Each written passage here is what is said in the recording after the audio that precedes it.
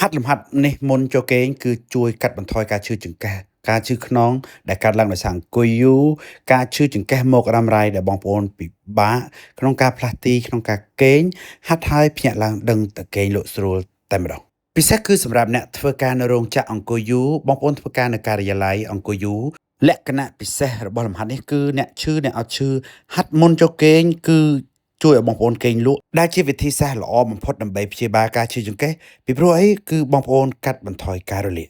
កុំភ្លេចជួយ like ជួយ share និងចែករំលែកបន្តពីរបៀបហាត់លំហាត់ទាំង3នេះជាដំបូងបងប្អូនអាចប្រើគ្រែឬក៏សាឡុងដែលបងប្អូនអាចច្រត់ដៃបានបងប្អូនអាចបោះជើងមួយទៅមុខហើយជើងមួយដាក់ពីក្រោមព្យាយាមទម្លាក់ជើងខាងក្រោមចុះដកដង្ហើមចេញឲ្យវែងបងប្អូនអាចមើលពីការហាត់ដោយខ្ញុំថតពីខាងក្រោយតែម្ដងគឺបងប្អូនមើលជើងខាងក្រោយហើយជើងខាងមុខព្យាយាមទម្លាក់ត្រគាកចុះក្រោមអញ្ចឹងបងប្អូនអាចធ្វើរបៀបនេះលើកទម្លាក់ឬក៏ទម្លាក់ចោល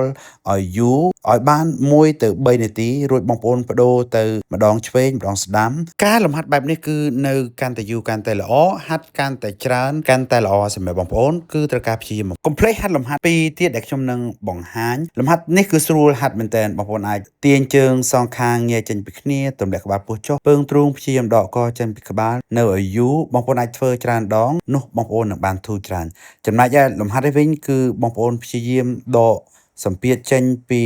ជាពិសេសគឺត្រង់កន្លែងស្ទះនៅពេលដែលបងប្អូនអង្គុយយូរសូមព្យាយាមហាត់តាមអ្វីដែលខ្ញុំបង្ហាញនេះបងប្អូនអាចមើលម្ដងទៀតបោះជើងមួយទៅមុខក្បាលជង្គង់នៅលើកែងជើងបន្ធូរផ្នែកខាងក្រោយកុំប្រឹងបងប្អូនអាចធ្វើបែបនេះរដៃច្រត់គឺស្រួលមែនតើនៅពេលដែលបងប្អូនបានធ្វើរៀងធូរបន្តិចហើយបងប្អូនអាចដាក់ដៃចុះយកដៃមួយចំហៀងទៀតរុញក្បាលជង្គង់ចេញហើយកុំភ្លេចបងប្អូនហាត់លំហាត់បន្ទាប់នេះគឺជាការបន្ធូរឬក៏ទាញយឹតសរសៃពួរដែលភ្ជាប់ពីឆ្អឹងកងក្នុងខាងក្រោយមកដល់កែងជើងបងប្អូនអាចធ្វើបែបនេះធ្វើប្រឡែងបន្ទាប់មកទៀតបងប្អូនអាចហាត់លំហាត់មួយនេះគឺតាក់ទងនឹងខ្នងខាងលើអញ្ចឹងនៅពេលដែលបងប្អូនបើកឬក៏ដកសម្ពាធចេញពីខ្នងខាងក្រោមហើយបងប្អូនអាចធ្វើលំហាត់នេះជាលំហាត់ចុងក្រោយព្រោះអីអង្គុយយូរក៏ពាក់ព័ន្ធនឹងការស្ទះផ្នែកខាងលើដែរហើយបងប្អូនកាលណាតែបងប្អូនមានបញ្ហាឆ្អឹងកងផ្នែកខាងលើជាពិសេសឆ្អឹងកង C ទាំងអស់គឺបងប្អូននឹងស្ពឹកដែរ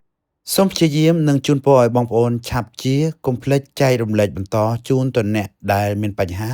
ឬក៏អ្នកដែលអង្គុយយូរអ្នកធ្វើការរោងចក្រសូមបងប្អូនព្យាយាមហាត់ហើយហាត់លំហាត់ដែលខ្ញុំបានបង្ហាញនេះបងប្អូននឹងកាត់បន្ថយការឈឺចាប់ច្រើនអរគុណច្រើន